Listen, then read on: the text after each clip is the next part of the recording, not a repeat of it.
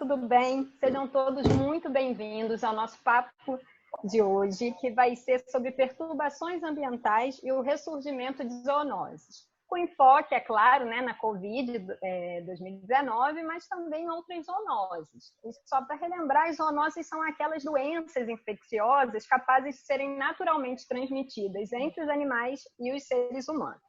Bom, não é novidade para ninguém que a gente está vivendo uma pandemia sem precedentes na história, não é mesmo? E quem diria que começou por um vírus.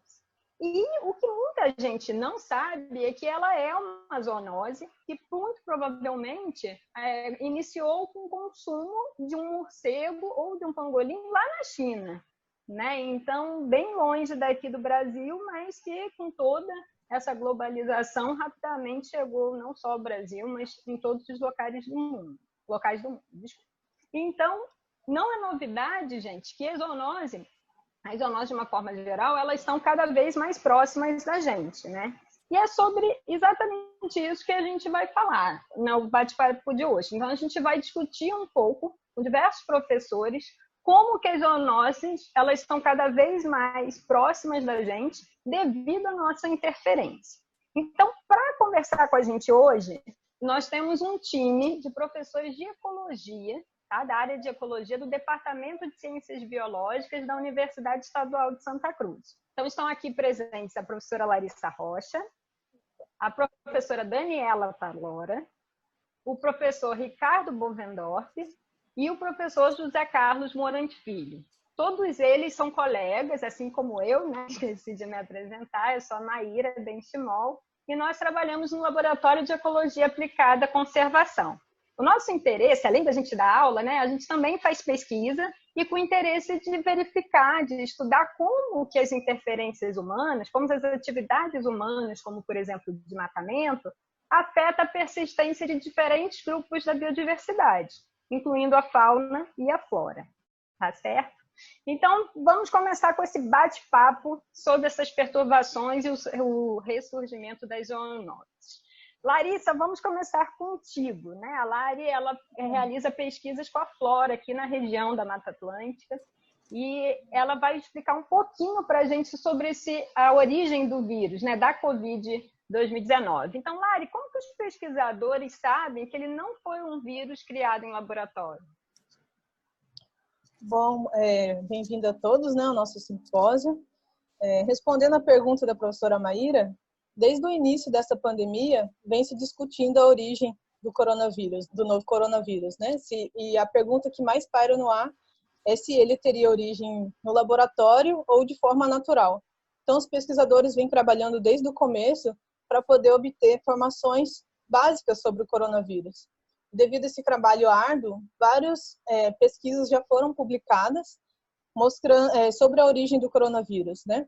Em especial, tem um artigo agora que saiu em meados de março, mostrando, né, de forma irrefutável, baseado em evidências científicas, de que o coronavírus não foi criado em laboratório. Então, essas evidências são algumas evidências, né? A primeira dela é que o sequenciamento do genoma do Covid-19, que já é conhecido, ele foi comparado com outros vírus já catalogados, já existentes, e aí, com essa comparação, pôde-se perceber que o Covid-19 ele é similar a alguns vírus que já afetam morcegos e pangolins. Então, né, essa semelhança prova que existe um possível ancestral comum na natureza entre esses vírus. A outra evidência disso foi dado pelas análises bioquímicas, né, que mostram que o Covid-19 ele tem uma parte que é só dele, bem exclusiva, que é responsável exatamente pela ligação do vírus com a célula humana. E essa ligação ela não ocorre de modo perfeito, apesar de ser bem eficiente, ela não é perfeita. Então isso é uma outra evidência de que não foi feito em laboratório. Se tivesse sido, essa ligação seria perfeita, já que seria baseado em sequenciamento genético já conhecido para poder desenvolvê-la. Né? E uma outra evidência também que levou esses pesquisadores a descartar essa probabilidade de que o Covid teria sido feito em laboratório e até mesmo solto por acidente ou propositalmente, é o fato de que essas mutações específicas do Covid-19, elas são improváveis de ocorrer na passagem de células in vitro, que são a forma como os vírus são cultivados em laboratório. Então, todas essas evidências levou à certeza de que o Covid-19 ele é realmente natural e gerado, né, por processos de mutação e seleção natural. Exatamente. Então, não existe dúvidas, né? Para deixar bem claro. E, Larissa, por que é tão importante a gente saber a origem do Covid-19? Bom, primeiro porque conhecer a origem do Covid-19, ela vai permitir, vai ajudar a gente a criar formas mais eficazes de combate ao vírus, né? E além disso, também existe uma probabilidade cada vez maior de que a gente sofra uma nova pandemia devido ao nosso modo de vida atual, que a gente vem causando muitos desequilíbrios naturais, né? Como a queimada, desmatamentos, a caça, mudanças climáticas. Então, é importante a gente conhecer vírus que têm essa capacidade de causar novas epidemias e pandemias para a gente poder realmente combater de forma mais eficaz. Além disso, é importante também se conhecer a origem para evitar as teorias de conspiração, como ocorreu, por exemplo, no caso do Covid-19, né, onde foram divulgados diversos textos na internet, inclusive, né, principalmente em redes sociais, inclusive usando o nome de pesquisadores renomados, como o ganhador do Prêmio Nobel de Medicina, para poder dar mais peso a essas afirmações de que o Covid teria sido feito em laboratório. Inclusive, tem pessoas afirmando, sem embasamento nenhum, que foi criado em laboratório, acusando principalmente a China e o Instituto de Virologia de Wuhan como causador do Covid-19, né? Mas o Instituto de Virologia de Wuhan, ele realmente faz pesquisas com coronavírus de morcego, mas eles seguem todos os protocolos de segurança, assim como outros laboratórios que trabalham com vírus e bactérias são obrigados a seguir. E ele tem um nível mais alto de segurança, que é o nível 4. Então, pesquisas lá são já conhecidas internacionalmente por parcerias e por trabalhos que vêm sido divulgados. E também não é de se estranhar esse interesse da China em estudar coronavírus, já que esses pesquisas podem trazer resultados importantes para o combate dessas viroses, né? E a China ainda passou por uma pandemia causada por coronavírus, que foi o SARS, recentemente, em 2002, 2003.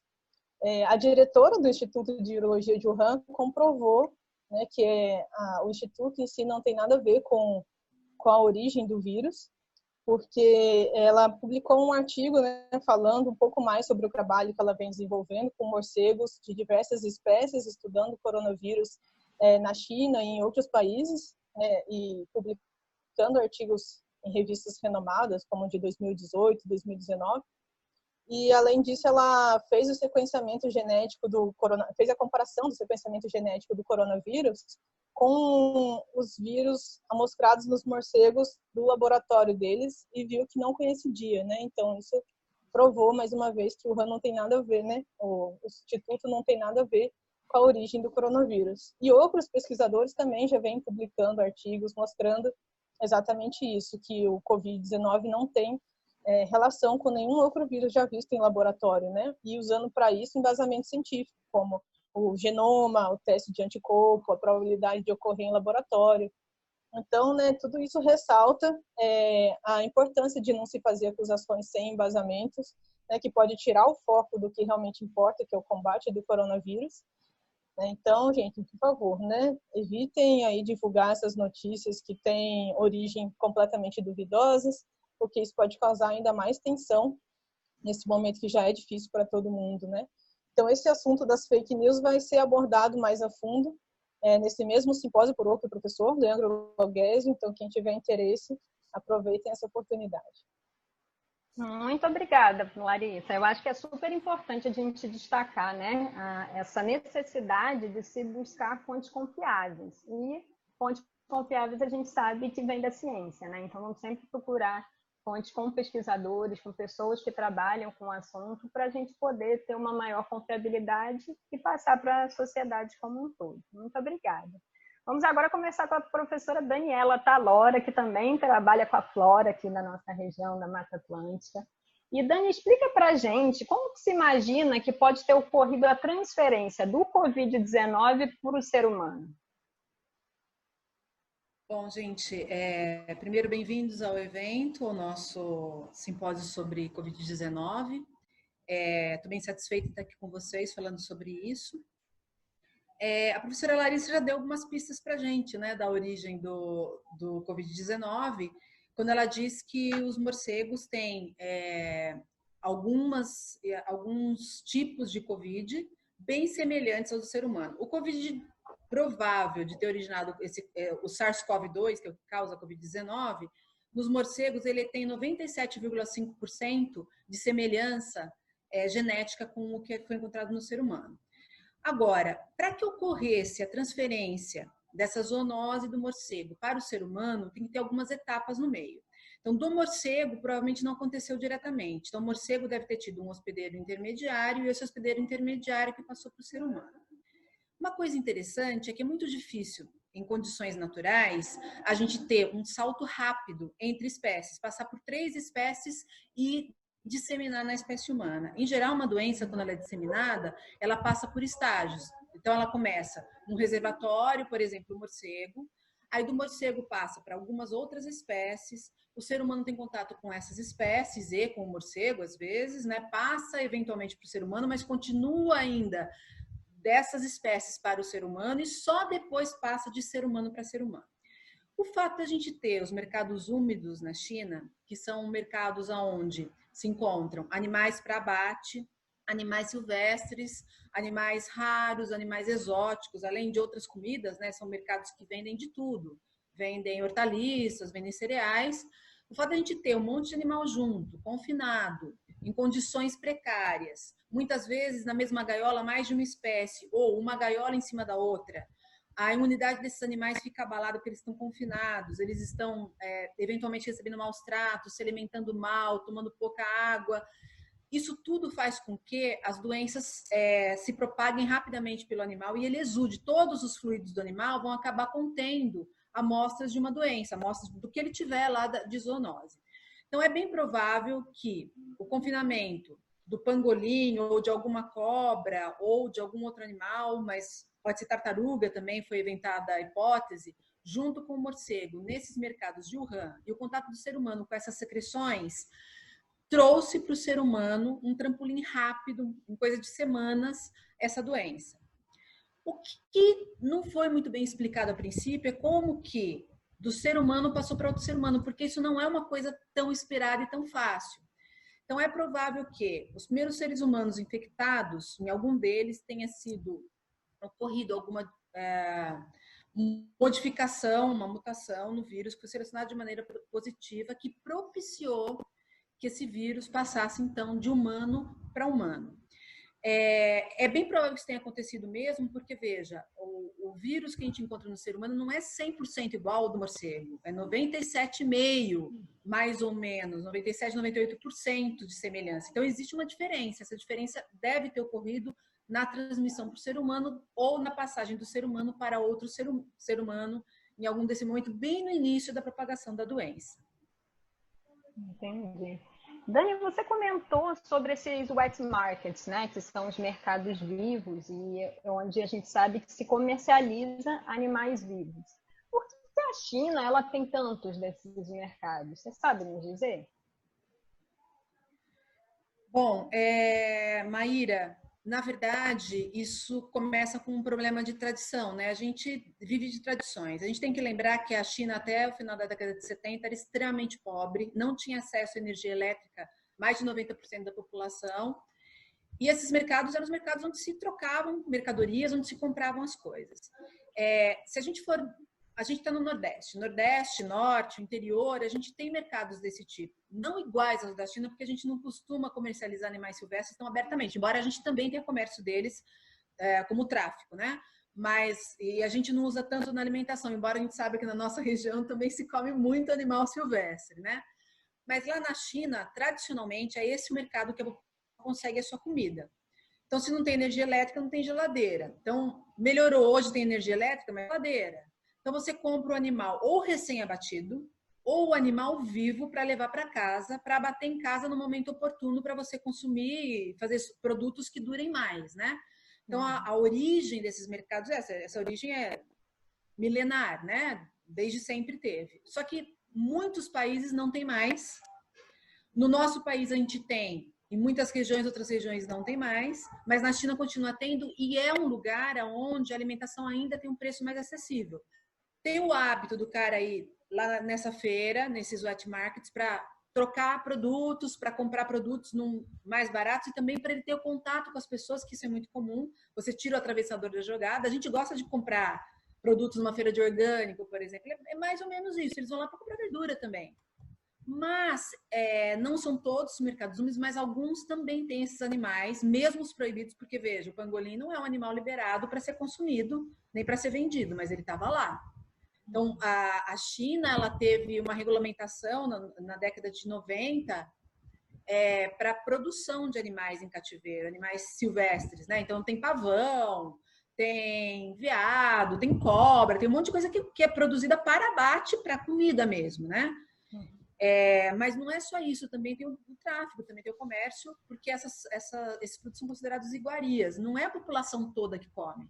Os produtos são caros.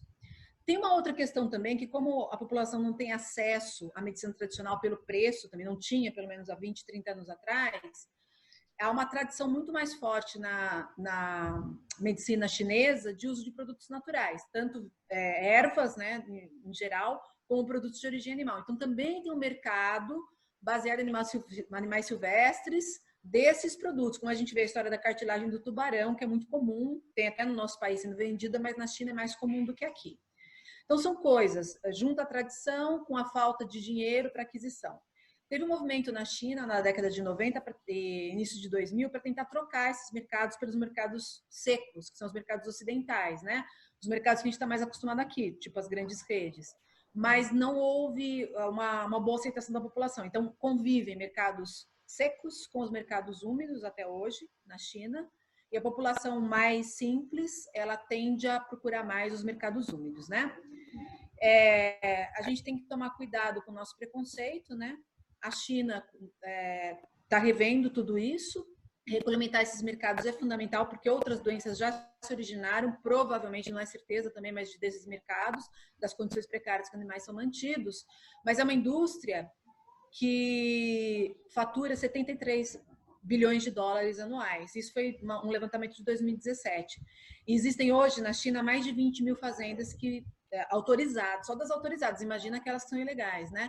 Na produção desses animais selvagens. Então não é uma coisa simples ou direta, requer regulamentação, eu acho. Muito interessante, Dani, obrigada. E eu acho que é importante a gente ressaltar, né, que vários animais, como os morcegos e muitos outros, eles são reservatórios para vírus potencialmente ruins para nós, seres humanos, e o Covid-19 não é uma exceção, né? Mas antes que a gente pense que a gente tem que fazer o quê? Exterminar os bichos, pois eles é que vão trazer doenças para a gente, o que nós temos que fazer é justamente ao contrário, né? A gente precisa cada vez mais respeitar o hábitat desses animais. Isso por quê? Porque as pandemias que são originárias das zoonoses, elas nada mais são do que um reflexo dessas intervenções que nós, seres humanos, estamos fazendo com o ambiente natural deles. Né? Então, o anseio da gente expandir a nossa população, né? A gente está o quê? Invadindo o território alheio e, consequentemente, trazendo os problemas de lá. Vamos falar agora um pouquinho mais sobre essas zoonoses com o professor Ricardo Bovendorf, que trabalha com pequenos mamíferos, está aqui também no LEAC. E, Ricardo, explica para a gente, as zoonoses elas estão ligadas somente ao consumo de animais silvestres ou não? Oi, Maíra. Oi, todo mundo que está assistindo a gente. Não, a resposta é não, né? Não, as doenças elas não são transmissíveis somente pela alimentação, pela carne, né? Da alimentação desses animais silvestres. A gente pode adquirir essas zoonoses por diversos outros meios, né? E essas zoonoses elas já são conhecidas há bastante tempo dos humanos, né? Da raça humana. E, assim, eu acho que uma das mais emblemáticas que a gente conhece, que a gente pode começar esse papo, é a AIDS, né? O HIV, o vírus do HIV. Interessante que esse vírus do HIV ele foi transmitido para o humano através do contato, como falou, né, a Daniela e na sua fala, não só com as excretas, né, essa questão de você estar em contato com os dejetos dos animais, mas também com a manipulação e muitas vezes com o sangue. Então, o vírus do HIV, a AIDS, ela foi transmitida a primeira vez, né? Há essa teoria que foi provavelmente pelo contato com o sangue de macacos que viviam na África. E daí da África se espalhou para o mundo inteiro, né? E depois, hoje em dia, a gente sabe que ela é transmissível principalmente pelo ato sexual. Mas temos diversos outros vírus aí, como o Ebola também foi super importante. É um vírus que também veio da África e ele veio também somente pelo contato com essas excretas dos morcegos. E tivemos vários picos. Que aqui na América do Sul a gente não escuta muito, mas o primeiro pico foi em 1976. Depois teve um grande pico desde 95 a 2013. O Ebola foi muito importante. E a última foi em 2014, que aí eu acho que todo mundo já escutou na crise do Ebola, né, em 2014. Então, esse foi o contato com o ser humano, com as excretas desse animal, no caso aqui, com as excretas do morcego. Mas temos várias outras. A gente tem outras, inclusive, que são Covids, né? Não é a Covid-19, que a gente é a Covid-2, que é nomeada hoje como Covid-19, mas a gripe aviária é uma Covid, e ela surgiu na Itália em 1990. E somente em 2002 que ela teve uma importância zoonótica, né, de zoonose para o ser humano. Isso é muito interessante. Temos uma outra Covid, que eu acho que também é importante ressaltar, que é a gripe suína, o H1N1, também muito importante. Em 2009 foi o ápice, principalmente aqui na América do Sul, né, e em algumas regiões do globo. Então, são zoonoses, são vírus muito importantes. A primeira que eu falei, gripe aviária, estava associada às aves, principalmente. E a segunda, né, a H1N1, a gripe suína, estava associada aos porcos, né, a criação dos porcos, principalmente. Atingiu bastante os rebanhos dos Estados Unidos, principalmente a gripe suína. E aí nós temos as velhas conhecidas nossas brasileiras, não são todas brasileiras, né, mas a gente já convive com ela há bastante tempo, que é a febre amarela, que a gente teve aí o último surto, né, de 2015 a 2017, onde dizimou populações de primatas, de macacos, em toda a Mata Atlântica, né? Ela tem uma importância muito grande zoonótica. A gente convive com ela desde as grandes navegações. Ela foi trazida da África também pelas grandes navegações em 1685. E os hospedeiros são os macacos, os primatas, os pequenos mamíferos e as aves. Só que aí, para a gente contrair febre amarela, a gente não come o animal, né? A gente não come o macaco ou o pequeno mamífero.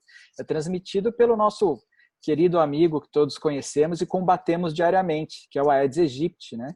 O mosquito. Isso é muito importante. Então, o mosquito transmite esse vírus tão maléfico para o ser humano. E podemos também inserir dentro do mesmo Aedes aegypti, né, o Zika vírus, que foi super importante também em 2015. Também é um vírus proveniente da África e teve o seu primeiro surto em 1947 e depois em 2015. Nós tivemos muito problema, o Zika vírus, com encefalia infantil, né, com as mães grávidas.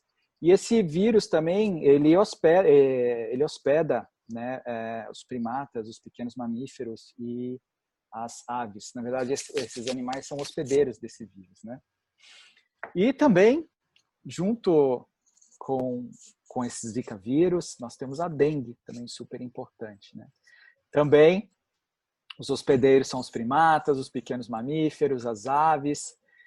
Veio do Egito, outro vírus africano, veio do Egito nas grandes navegações e é transmitido pelo Aedes, que combatemos todos os dias aqui. E por último, né? Fechando esse ciclo aí do Aedes aegypti, nós temos o chikungunya, que também é um vírus proveniente da África, hospeda primatas, pequenos mamíferos e aves também, e teve seu grande pico de importância, né? Se tornou uma zoonose em 2014, principalmente aqui na América do Sul. Caramba, Ricardo, haja zoonose. Meu Deus. Mas olha, isso é verdade. Eu li um estudo que foi publicado em 2014 que mostrou, gente, que aproximadamente 75% das doenças infecciosas emergentes, elas são zoonoses que resultam de vários fatores antrópicos, né? E também fatores genéticos, ecológicos, socioeconômicos e climáticos. Mas você vê, né? 75% é bastante coisa.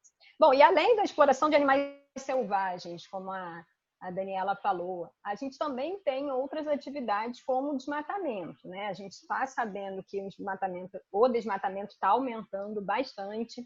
Quem acompanhou aí viu, né, que ontem saiu o relatório anual do SOS Mata Atlântica, onde a Mata Atlântica continua e voltou, na verdade, né, a apresentar altas taxas, elevadas taxas de desmatamento, com a Bahia sendo, no ranking, né, o segundo pior dessa lista, infelizmente.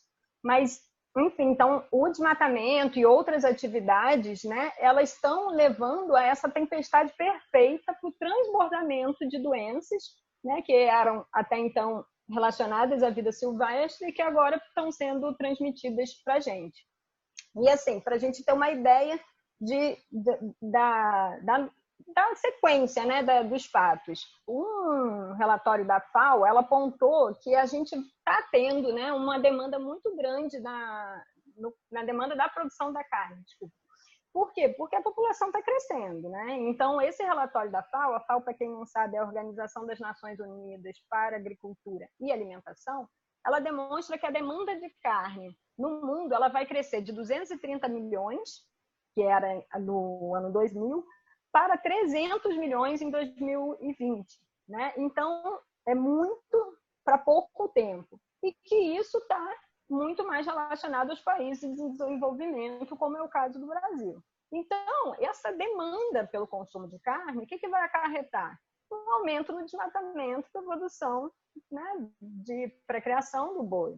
Então, isso é um dos fatores que a gente está lidando atualmente. Né? Então, a gente, com todo esse desmatamento, o que a gente está esperando? A gente provavelmente vai ter maior contato com esses patógenos. E isso vai né, ter uma consequência diretamente com a gente. Então, sobre esse assunto do desmatamento, a gente vai falar agora com o professor José Carlos, que também é nosso colega aqui do LEAC, que trabalha com aves, ele especificamente estuda os efeitos do desmatamento sobre as aves, então ele entende bastante desse assunto. Então, professor, explica para a gente como que o desmatamento ele está associado com as pandemias. Olá, Maíra e alunos que estão participando do evento. Pois é, isso é um problema que nós, assim, o mundo vem enfrentando há muito tempo. Infelizmente, o Brasil e alguns países aqui da América do Sul, o desmatamento e outras perturbações têm se intensificado, e isso, né, vai estar, ou já está relacionado a esses problemas sanitários que a gente vem sofrendo. Basicamente, quando uma área é desmatada, né, e isso leva ao quê? A uma redução do hábitat das espécies que ali vivem. Então, se eu tenho menos áreas para as espécies, tem duas situações. Ou eu vou ter menos espécies, né? As espécies podem ser extintas localmente, ou as suas populações podem ser diminuídas. Então, eu tenho uma mudança de quem ocorre ali, quantos indivíduos de determinadas espécies podem ocorrer naquele hábitat que foi modificado. Quando isso acontece, a gente também quebra ou a gente modifica essas interações que acontecem nas espécies. Então, em qualquer lugar, tem espécies interagindo uma com as outras. E isso é o que acontece entre um hospedeiro e um patógeno. Então, quando um hábitat é desmatado, essa possível interação entre o patógeno e o hospedeiro que evoluíram e que durante muito tempo aconteceu de forma mais natural, ou de forma natural, ela acaba se expandindo, ou na verdade, essa contaminação pode atingir outras espécies, que é o caso em que os cientistas chamam de transbordamento zoonótico. Nada mais é do que quando um patógeno começa a contaminar várias outras espécies que tem, então, ele não contaminado. A gente tem vários exemplos disso no mundo inteiro, né, inclusive no Brasil. A raiva é um exemplo disso. A gente tem vários casos, por exemplo, quando o desmatamento ocorreu de forma mais intensa, principalmente nos países asiáticos, né? E na África, por exemplo, na Indonésia, na década de 90, quando o desmatamento ocorreu, né? Ocorreu basicamente uma substituição das florestas para a implementação das monoculturas de palma para a produção de óleo.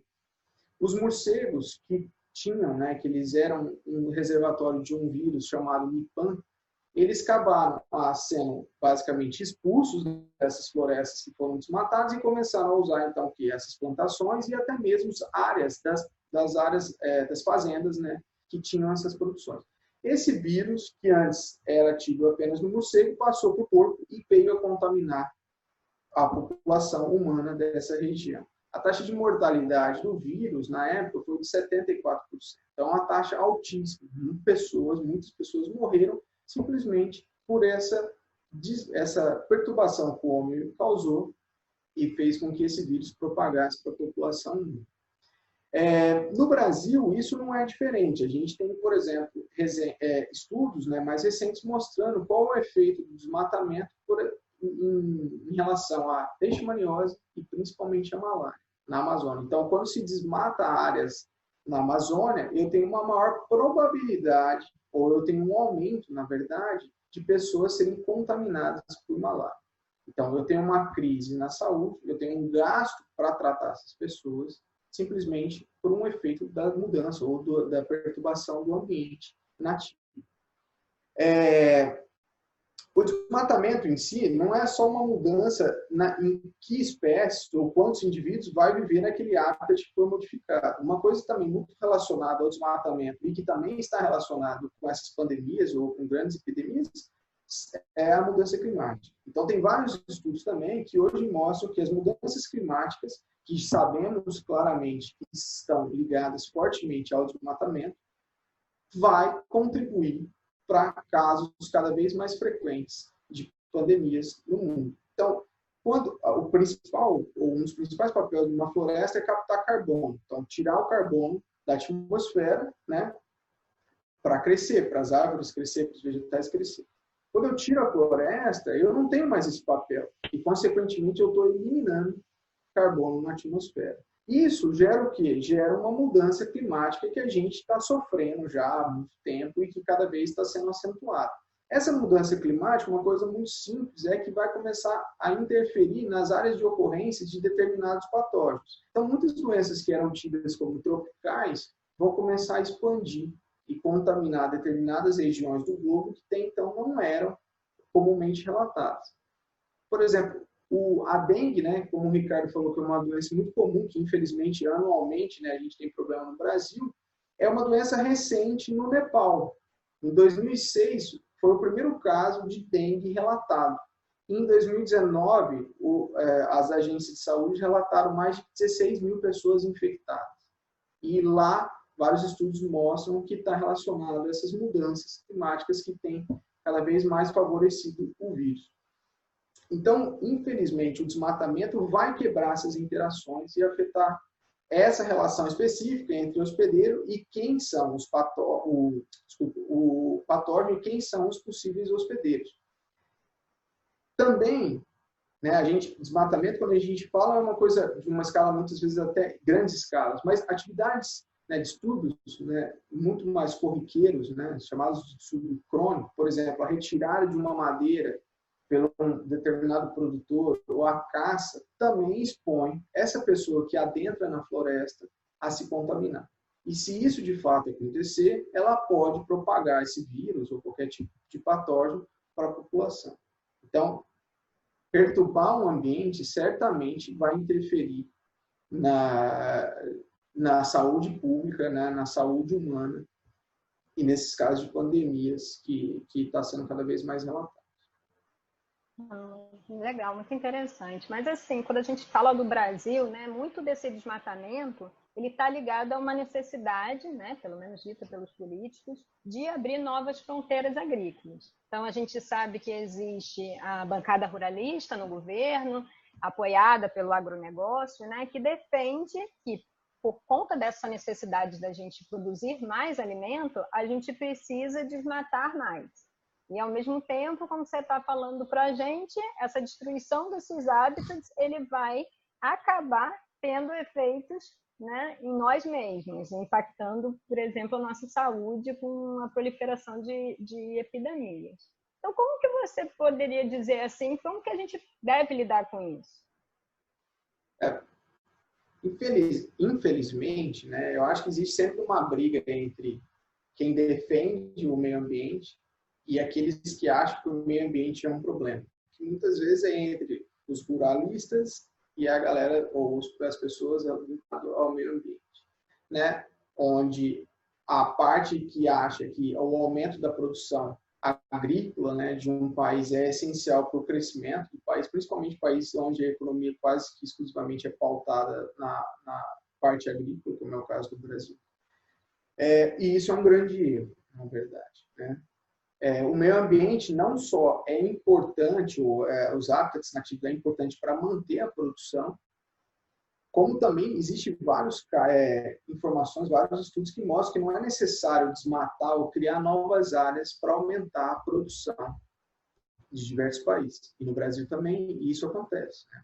Então, produção de carne, né, que é muito discutida, principalmente o impacto da formação de pastagens, né, em florestas na Amazônia, mas também foi assim na Mata Atlântica, e é muito assim no Cerrado e no Pantanal. Hoje se sabe que você pode aumentar a produção de gado, a produção de carne, se simplesmente você aumentar o número de cabeças de gado por hectare de pastagem. Então, não é necessário você criar mais pastagem. Com a quantidade de pasto existente no Brasil hoje, é possível dobrar o número de cabeças de gado, sem ter que criar nenhum tipo de pastagem, novas pastagens. O problema é que muitas vezes é muito mais barato para um produtor largar aquele pasto que você precisa ter uma manutenção muito grande para continuar produzindo do que criar novas áreas. Principalmente se você tem leis ambientais ou a falta de leis ambientais que te permite isso.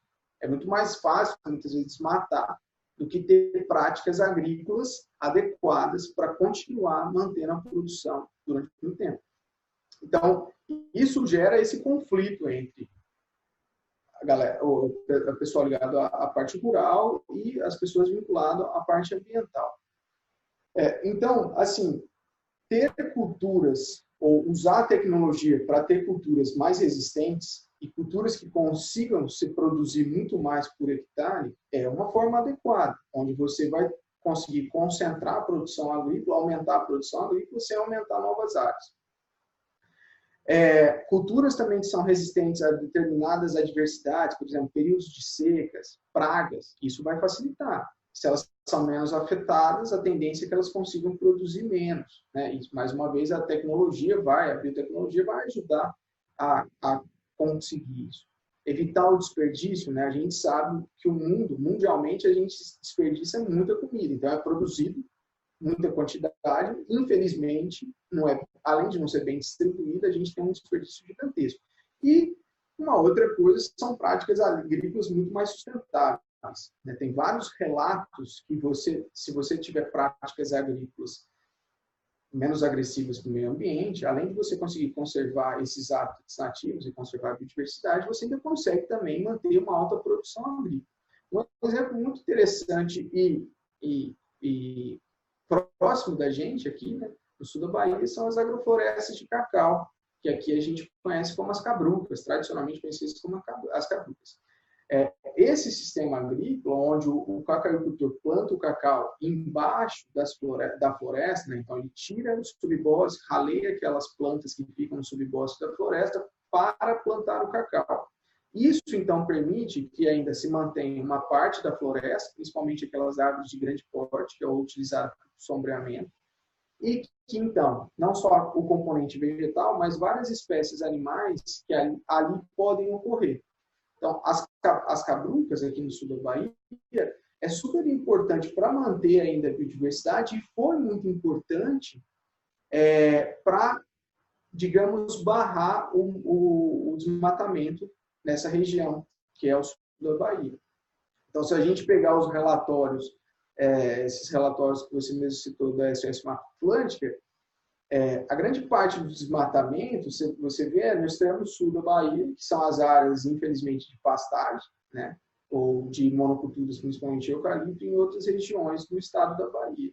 Mas aqui nessa região, como depende ainda das florestas, o desmatamento é um pouco menor, digamos assim, e foi reduzido, principalmente na década de 80, 70, 80, por conta da necessidade de manter as agroflorestas. Então, isso é uma prática agrícola extremamente amigável e super importante para a conservação da biodiversidade aqui na região.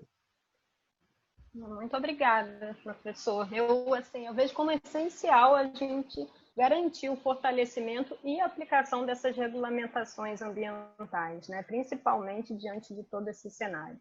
A gente tem leis adequadas, isso é importante de ser frisado, né? Mas o grande impasse é mesmo a sua implementação. A gente sabe que, por exemplo, o IBAMA, que é quem cuida da fiscalização, está com cada vez menos funcionários, não abre um concurso, né? Vocês que querem ser, né, futuros biólogos vão lidar com isso, está cada vez mais difícil ter vaga para isso. Então, a gente está indo na contramão, né? Em vez de estar garantindo e fortalecendo essa fiscalização, a gente está cada vez mais flexibilizando. E como vocês devem ter acompanhado, né? O nosso ministro atual do Meio Ambiente, ele é favorável a essa flexibilização das leis, que justamente vai acelerar todos os desmatamentos, seja na Mata Atlântica, na Amazônia, no Cerrado, enfim. Então, assim, é algo muito preocupante que a gente tem que ter essa consciência, né? E consciência tem tudo a ver com ciência. Eu acho que a gente, mais do que nunca, essa pandemia está mostrando o quanto que a interferência humana ela pode afetar o meio ambiente e, consequentemente, a gente vai ser afetado. Então, investir, né, estimular incentivos de atividades mais sustentáveis, como, por exemplo, né, você citou as agroflorestas de cacau aqui no sul da Bahia. Enfim, a gente precisa pensar em mecanismos, mais do que nunca, de atrelar, né, a produção sustentável para garantir essa produção, mas, ao mesmo tempo, garantir a nossa saúde. Bom, é isso, gente. Eu acho que a gente pode finalizar todo mundo falando um pouquinho, dando uma mensagem para todo mundo que está assistindo, os alunos da biologia, os alunos da biomedicina, toda a sociedade, né? O evento está sendo super legal porque é aberto para um público bem amplo. E eu queria também deixar aqui aberto o espaço, a gente vai estar online, então quem quiser deixar perguntas, a gente vai estar respondendo. Nossos e-mails também vão ser disponibilizados aqui no vídeo, então podem entrar em contato com a gente, que todos nós teremos muito prazer de falar com vocês e tirar qualquer dúvida, tá? Eu só gostaria de finalizar falando da importância, gente, mais do que nunca, da gente proteger as nossas florestas, né? Eu acho que não é só pela biodiversidade, então a gente sabe que a Mata Atlântica, a Amazônia, que tem, né, um grande número de espécies que só ocorrem aqui e tudo mais, mas assim, tem que pensar em várias coisas, né? Uma delas é a importância das florestas para os serviços ecossistêmicos, né? Aqueles serviços que a natureza dá para a gente de graça, como a água, o próprio alimento. Então, esse é um momento de reflexão para que todos nós pensamos que a gente precisa estimular produções mais sustentáveis, a gente precisa manter as florestas em pé e recuperar áreas, né, através de projetos de restauração de áreas que já foram desmatadas, e gritar, a gente precisa dar voz, a ciência precisa dar voz nesse momento para combater qualquer tipo de flexibilização das leis ambientais. Nós precisamos garantir isso para que a gente continue tendo a floresta, assim como as futuras gerações. Tá certo? Então, vou passar a bola agora para a Lari, dar o seu recadinho final aqui para todo mundo.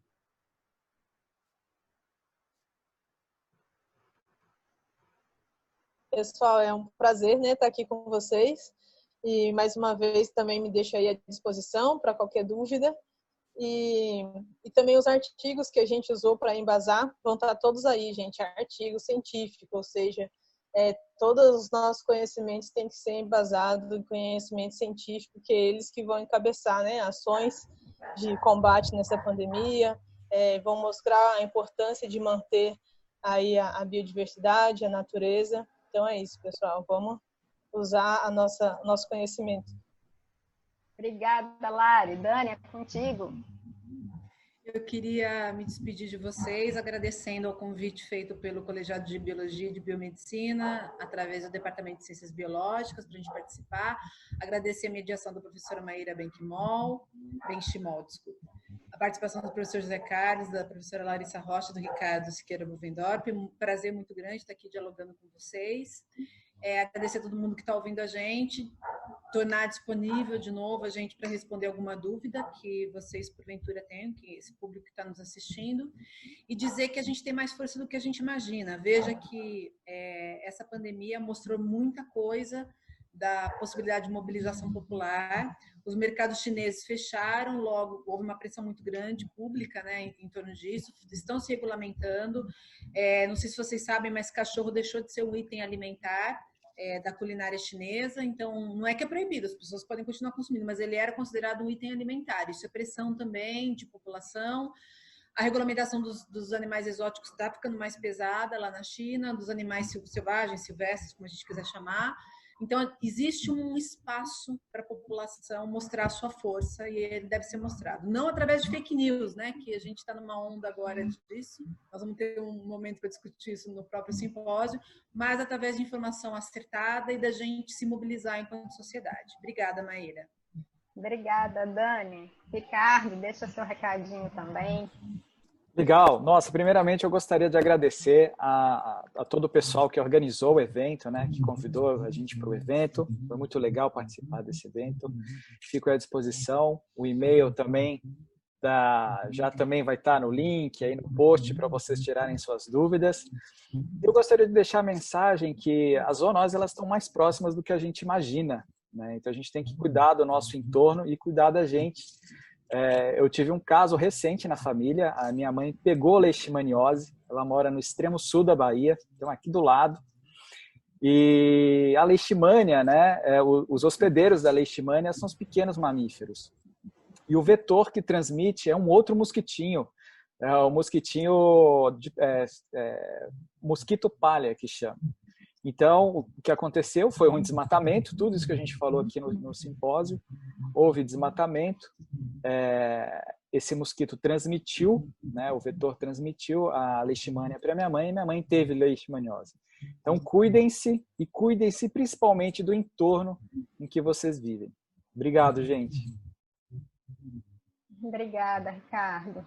Por último, o professor José Carlos, deixa sua mensagem final. Também queria agradecer, gente, a organização do evento, a toda essa mobilização que a UESP, o Departamento de Ciências Biológicas, está fazendo, né? Acho que nesse momento de pandemia, né, os alunos ter esse contato e ter essas atividades é super importante.